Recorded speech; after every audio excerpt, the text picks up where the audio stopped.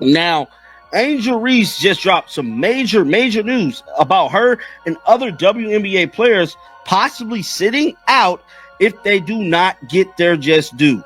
Now, that's basically a lockout. Angel Reese just shook up the WNBA, and she's not backing down. Imagine barging into your boss's office, slamming the table, and demanding a raise.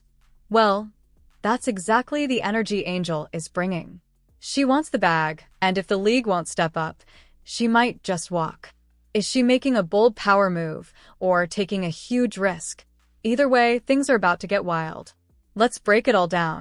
And one of the things that we're getting is she had, of course, Dejanay Carrington on her podcast. Well, some things are coming out in regards to WNBA pay. Angel Reese is stirring things up again, but this time, it's not on the basketball court. It's on her podcast.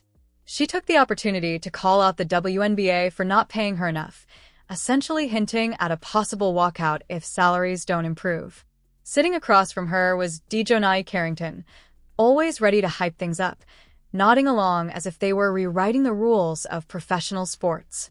Reese didn't hold back, claiming that with the new CBA on the horizon, she and others deserve bigger paychecks, even going as far as to say that if the league doesn't step up, they'll sit out. The conversation quickly turned from facts to feelings, ignoring the reality that professional sports are built on revenue, sponsorships, and demand, not just personal belief in one's worth. Reese, who has yet to complete a full rookie season, is now positioning herself as a leader in the fight for higher salaries, despite not being on the WNBPA board. She even suggested that players like Caitlin Clark should be paid the most, with herself right behind, as if salaries were determined by personal ranking rather than performance. Meanwhile, Carrington continued to back her up, acting as if they had just unlocked the secret to sports economics. But the reality is simple. Money follows results, and so far, Reese has made more headlines for her social media presence than her gameplay. Her comments sparked immediate backlash, with fans and analysts questioning whether she truly understands how salaries are determined.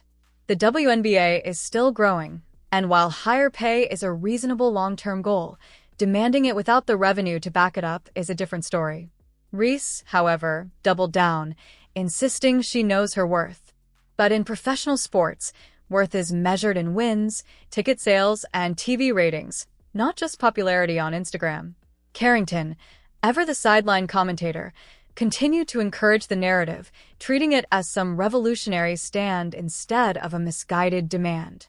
Then came the most dramatic moment. Reese essentially threatened a lockout, despite having no official authority in negotiations. The irony? Just months ago, she boasted about not needing a WNBA salary because her nil deals cover her expenses. Now, suddenly, the paycheck matters. It's a stunning shift, and one that has people questioning whether this is about real change or just another headline-grabbing moment. At the same time, Reese continues to position herself as the face of the league, despite Caitlin Clark drawing record-breaking ratings and sponsorships. It's a bold move to demand top-tier money when your biggest contribution to the league's visibility has been controversy rather than dominance on the court. The reality is that while Reese talks, Clark plays, and that's why the financial backing is flowing in Clark's direction. In the end, Reese and Carrington's argument boils down to entitlement over economics. Yes, WNBA players deserve better conditions and pay, but simply existing in the league doesn't justify a massive raise. The real stars don't have to demand more money. They earn it. Caitlin Clark isn't begging for a raise.